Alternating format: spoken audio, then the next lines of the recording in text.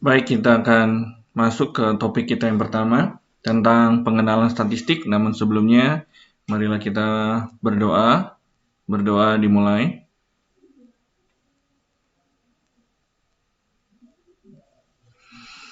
Baik, kita akan masuk ke topik kita pertama mengenai pengenalan statistik. Kita akan berkenalan dengan statistik.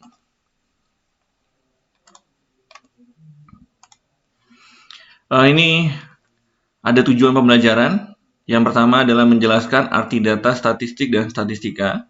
Kemudian kedua, menjelaskan syarat-syarat data yang baik dan jenis-jenis data. Kemudian menguraikan peranan statistik dalam kehidupan sehari-hari. Ini adalah 3 tujuan pembelajaran yang akan kita bahas. Arti dan penggunaan data. Arti dan kegunaan data menurut Webster New World Dictionary, data berarti suatu yang diketahui atau dianggap. Contoh, harga beras bermutu sedang di Pasar Parompong Bandung pada tanggal 24 Agustus 2022 adalah 12.000 per kilogram. Ini adalah contoh daripada data. Data itu sesuatu yang dianggap atau diketahui. Ini adalah salah satu website bps.go.id, Badan Pusat Statistik yang dikelola oleh pemerintah. Di data ini kita bisa melihat beberapa indikator-indikator yang bisa kita lihat, indikator sosial, indikator ekonomi. Dari indikator sosial dan ekonomi kita bisa melihat gambaran daripada keadaan sosial dan ekonomi di suatu daerah. Kemudian yang berikutnya ada beberapa kegunaan data. Jadi data ini dari data yang kita peroleh, kita bisa mengambil sebuah keputusan atau membuat sebuah keputusan ya, para pimpinan atau pemangku kepentingan mengambil keputusan berdasarkan data yang diperoleh. Nah, selain itu, dari data juga kita bisa menjadikan sebagai dasar suatu perencanaan. Kemudian sebagai alat pengendali, data yang ada juga bisa digunakan sebagai dasar evaluasi. Nah, itulah kegunaan daripada data. Nah, statistik ini sangat dibutuhkan. Gunanya untuk apa? Dari statistik kita bisa mengetahui, memahami suatu hubungan dari beberapa data yang ada. Kita bisa mendapat hubungan satu data dengan yang lain. Kemudian kita bisa mengambil keputusan dengan lebih baik kalau datanya akurat, datanya ada. Jadi kita mengambil sebuah keputusan berdasarkan data yang ada. Kemudian yang berikutnya kita bisa menangani perubahan. Jadi dengan data yang ada, perubahan-perubahan yang ada, kita bisa tangani, kita bisa paham tren apa yang sedang terjadi. Nah, yang berikutnya adalah variabel diskrit dan variabel kontinu. Nah, variabel diskrit ini adalah nilai yang dapat dihitung atau terbatas. Nah, variabel diskrit atau mungkin bisa disebut dengan data diskrit. Data diskrit ini adalah data yang diperoleh dari hasil perhitungan. Misalkan telur ayam, itu kan dihitung 1, 2, 3. Bulat ya hasil perhitungan, 1, 2, dan seterusnya. Tidak pernah ayam bertelur 1,5 atau 1/4, tapi 1, 2, 3, dan seterusnya. Nah, dengan data kontinu atau variabel kontinu, ini agak berbeda. Kalau kontinu itu adalah hasil dari pengukuran. Jadi data yang hasil diukur. Jadi tinggi badan tidak bisa jadi tidak hanya 1 meter, bisa 1,2, 1,5, 1,7, dan seterusnya. Jadi data diskrit, data yang hasil perhitungan, variabel diskrit. Variabel kontinu adalah yang hasil pengukuran. Nah, ada beberapa syarat data yang baik. Syarat yang pertama adalah objektif, artinya harus sesuai dengan keadaan sebenarnya. Itu data yang baik, objektif. Yang kedua representatif, artinya mewakili objek yang diamati, ya. Tidak datanya ayam, ya ayam yang menjadi data, bukan bebek atau unggas lainnya. Kemudian kesalahan sampling kecil. Jadi data yang baik itu memiliki tingkat kesalahan minimal. Kemudian yang berikutnya tepat waktu, ya, tidak kadaluarsa data yang baik itu. Kemudian yang terakhir relevan. Jadi data yang bagus memiliki 5 ciri, 5 syarat objektif.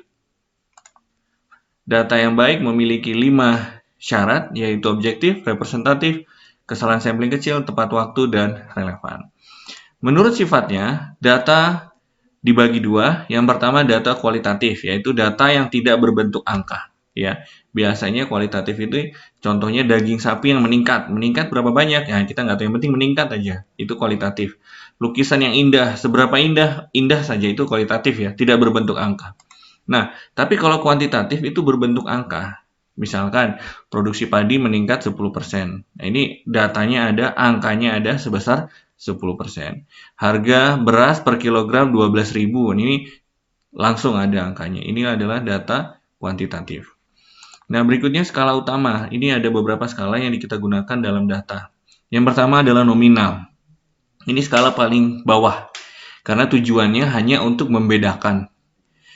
Ya, jadi antara perempuan dan laki-laki dibedakan. Perempuan 0, laki-laki 1. Nah, itu nominal. Hanya untuk membedakan, tidak mengurutkan, tidak meningkatkan. Ya, peringkatnya tidak disebutkan, tapi hanya untuk membedakan. Nah, yang berikutnya adalah ordinal. Nah, ordinal ini satu level di atas nominal. Jadi dia tidak hanya membedakan, tapi juga mengurutkan. Contohnya di sini jarak antara 1 dengan 2, 5, 2 dengan 3, dan 15. Jadi ada peringkatnya. Contoh yang lain adalah pendidikan, SD, SMP, SMA, perguruan tinggi, dan seterusnya. Ini ada tingkatan. Jadi, ordinal ini, data ordinal, itu adalah data yang sudah berurutan. Nah, peringkat berikutnya adalah interval. Nah, intervalnya di atasnya lagi. Jadi, dia juga ada sifat nominalnya, artinya untuk membedakan. Ordinal mengurutkan. Dan yang berikutnya adalah dia memiliki jarak yang sama dan tidak sampai menunjukkan beberapa kali, tidak mempunyai titik asal. Nah, cuman bedanya interval ini tidak memiliki titik asal. Nah, yang terakhir, yang paling tinggi adalah rasio. Rasio ini dia nominal, dia ordinal, dia interval, dan dia juga mempunyai titik nol. Nah, bedanya dengan interval tadi, interval tidak punya titik nol, sedangkan nominal dia punya titik nol. Ini adalah yang tertinggi. Ini adalah data rasio, adalah data yang tertinggi, di mana dia berfungsi sebagai nominal, bisa membedakan, ordinal, bisa mengurutkan, interval, dia punya jarak, punya skala, tetapi dia punya titik nol. Artinya rasio adalah paling tinggi. Kalau interval tidak punya titik nol, rasio punya titik nol. Berikutnya berdasarkan sumbernya, data yang pertama data internal. Artinya sumbernya dari dalam organisasi tersebut. Itu data internal. Kemudian data eksternal, data yang dari luar organisasi tersebut. Ya, kita peroleh dari pihak lain. Data yang diperoleh dari pihak lain. Data eksternal itu adalah data yang bersumber dari luar organisasi atau kelompok. Yang berikutnya, cara memperolehnya. Cara memperolehnya ada yang pertama data primer, itu data yang dikumpulkan dari organisasi atau sumber datanya langsung. Itu data primer, langsung dari sumber datanya. Nah, sedangkan kalau data sekunder itu diperoleh dari pihak lain. Ya, jadi data sekunder tidak langsung dari sumbernya. Data primer langsung dari sumbernya. Menurut waktu pengumpulannya, ada data cross-sectional. Data cross-sectional ini dikumpulkan pada satu periode tertentu. Nah, sedangkan yang berikutnya data time series. Ini data dikumpulkan dari waktu ke waktu. Selanjutnya, kita akan membahas pengertian statistik. Dalam arti sempit, statistik berarti data ringkasan berbentuk angka atau kuantitatif. Sedangkan dalam arti luas, ini cakupannya cukup luas. Statistik itu berarti ilmu yang mempelajari cara pengumpulan, pengolahan atau pengelompokan, penyajian, dan analisis data. Pengujian hipotesis serta cara pengambilan kesimpulan dengan memperhitungkan unsur ketidakpastian berdasarkan konsep probabilitas. Ini cakupannya luas ya. Jadi sudah termasuk mengumpulkan, mengelompokkan, menyajikan, dan menganalisa serta menguji hipotesa. Ini adalah arti statistik. Nah, statistik ini terbagi dua. Yang pertama adalah deskriptif. Kalau deskriptif ini berfokus pada pengumpulan, pengorganisasian, dan penyajian data untuk memberikan gambaran ringkas dan jelas tentang karakteristik data. Itu deskriptif. Nah, yang kedua itu adalah inferensial. Inferensial artinya menggunakan data untuk membuat generalisasi, prediksi, atau kesimpulan tentang populasi yang lebih luas. Jadi inferensial ini data yang diambil dari populasi, datanya ini diolah sehingga bisa menggambarkan gambaran tentang populasi atau gambaran yang lebih luas. Nanti kita akan bahas. Berikutnya adalah pengumpulan data dan pengolahan data. Nah, di topik ini ada beberapa hal yang akan kita pelajari. Tujuan dari pembelajaran ini menggambarkan proses dan metode yang digunakan dalam pengumpulan data, menjelaskan proses dan metode yang digunakan dalam pengolahan data, dan Ada dua, yang kedua, menjelaskan proses dan metode yang digunakan dalam pengolahan data. Pengertian populasi dan sampel.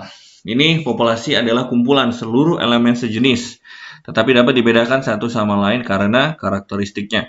Contohnya, seluruh pedagang di pasar induk. Sampel adalah sebagian dari populasi. Contohnya beberapa pedagang di pasar induk. Jadi populasi itu adalah keseluruhan. Kemudian sampel adalah sebagian. Kemudian yang berikutnya adalah elemen. Elemen ini adalah yang di dalam. Jadi elemen ini unit terkecil dari objek penelitian. Elemen itu adalah satu-satu individu. Elemen beberapa elemen itu adalah sampel. Seluruh elemen itu adalah populasi. Jadi gambarannya adalah elemen paling kecil, sampel, kumpulan elemen, populasi adalah seluruh elemen. Kemudian karakteristik adalah sifat yang dimiliki oleh elemen. Berikutnya, metode pengumpulan data. Yang pertama sensus. Kalau sensus ini semua ditanya, ya. Ditanyain satu-satu. Itulah adalah sensus. Yang kedua adalah sampling. Nah, kalau sampling ini hanya beberapa. Dari banyak yang populasi diambil beberapa. Itulah sampling. Nah, berikutnya cara pengambilan sampel. Cara pengambilan sampel ada yang secara acak, yang pertama random, artinya semua punya kesempatan yang sama, random. Atau yang kedua, tidak acak atau tidak random. Jadi cara pemilihannya, elemen dari populasi menjadi anggota sampel di mana setiap elemen tidak mendapat kesempatan yang sama yang dipilih. Jadi kalau tidak acak ini ya ditentukan, ya saya menentukan hanya untuk wanita saja, hanya untuk pria saja, hanya untuk yang pendidikannya SMA, hanya untuk pendidikannya SMP dan sebagainya. Jadi tidak acak dia. Ada karakter khusus yang dijadikan sebagai sampel. Berikutnya jenis sampel acak. Yang pertama simple random sampling. Ini artinya randomnya ya memang benar-benar acak ya. Jadi seluruh sampel populasi yang ada diambil sampel itu secara acak.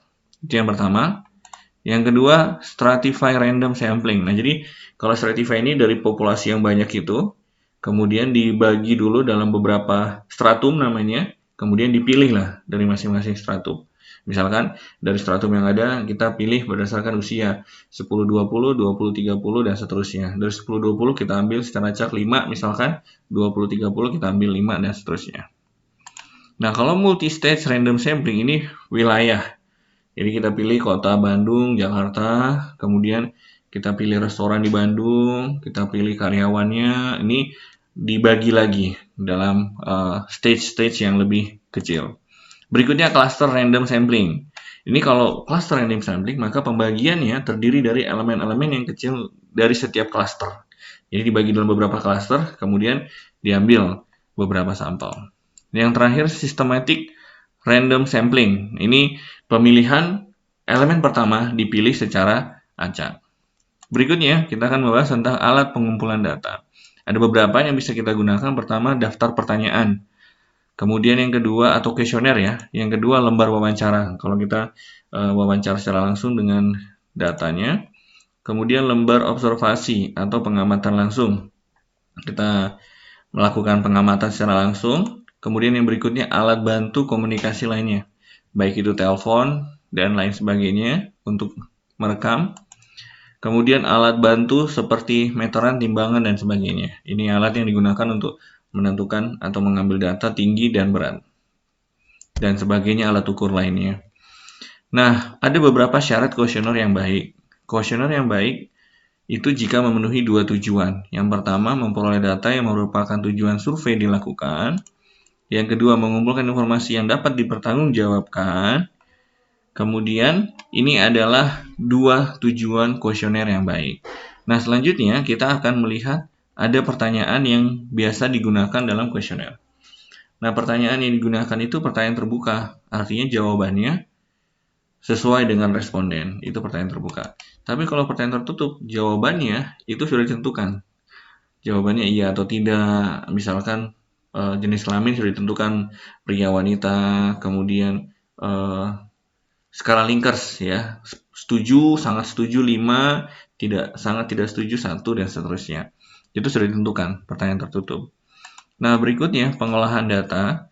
Nah, untuk pengolahan data ini ada beberapa hal yang kita perlu perhatikan. Yang pertama, data mentah. Data mentah ini memang data yang hasil kita peroleh langsung, yang kita catat atau hasil wawancara atau hasil pengisian kuesioner. Ini data mentah.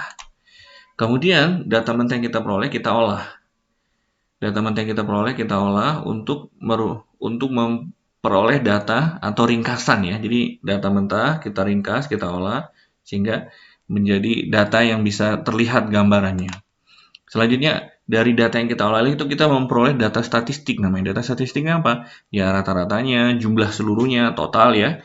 Kemudian presentasinya, angka indeks dan seterusnya. Ini adalah data-data statistik yang kita peroleh dari data mentah. Berikutnya ada beberapa metode pengolahan data. Yang pertama adalah secara manual dan yang kedua adalah secara elektronik. Kalau secara manual kita akan hitung satu-satu dengan lurus, satu-satu. Tapi kalau elektronik kita bisa gunakan beberapa software, Excel, SPSS, dan software-software statistik lainnya yang bisa kita peroleh. Demikianlah pembahasan untuk hari ini, semoga bisa dipahami. Kita akan coba berdiskusi dan mengerjakan beberapa latihan.